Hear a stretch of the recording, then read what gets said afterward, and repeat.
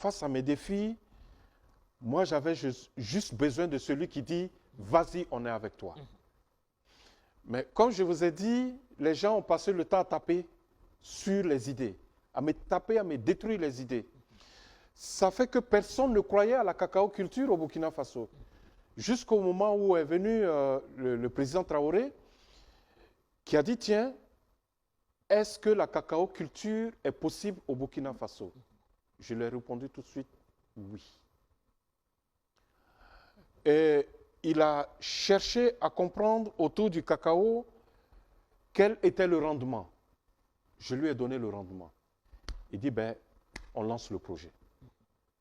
Le projet lancé depuis l'année dernière avec 31 500 pieds, qui est l'équivalent de 50 hectares de cacao. Tout le monde se moquait de nous. On se disait, mais ceux-là, ils ne savent pas où ils vont. Mais vous savez, laissez-moi vous dire, dans un premier temps, les chemins de fer, Abidjan, Niamey que vous voyez. Quand j'ai fait mes recherches, ils ont été installés pour transformer et transporter le cacao du Niger, pas celui de la Haute-Volta. Si c'était pour transformer et transporter le cacao de la Côte d'Ivoire, on accostait juste les bateaux à San Pedro et puis on chargeait, on repartait. Mais c'était pour ramasser le cacao du Niger. Et depuis ce temps, je dis non, on lance le projet. Deuxièmement, vous savez, quand la Côte d'Ivoire a lancé son projet de cacao culture, ils ont fait venir les Brésiliens, ils les ont installés, ils avaient besoin de main-d'œuvre. Ce n'est pas parce que le cacao ne marchait pas chez nous. La Côte d'Ivoire avait besoin de main-d'œuvre et il fallait chercher les voltaïques. Et les accords ont été établis, les voltaïques se sont retrouvés en Côte d'Ivoire.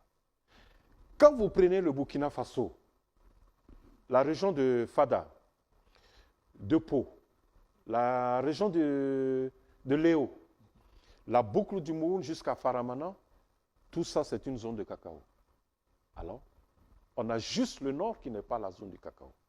Et je vais dire quoi? Le défi pour moi aujourd'hui n'est pas de planter le cacao seulement à Pau, mais d'aller le cultiver dans le désert, donc dans le nord. Et nous allons y arriver. À Ouagadougou, ici en 2012, quand j'étais en train de lancer et de planter mes cacaoyers, mais tout le monde riait de moi. Pendant 5 ans, je l'ai fait, ça n'a pas donné jusqu'à ce que j'ai découvert la technique par moi-même. Cette année, le cacao est en train de produire, à Ouagadougou ici. Donc, je dis que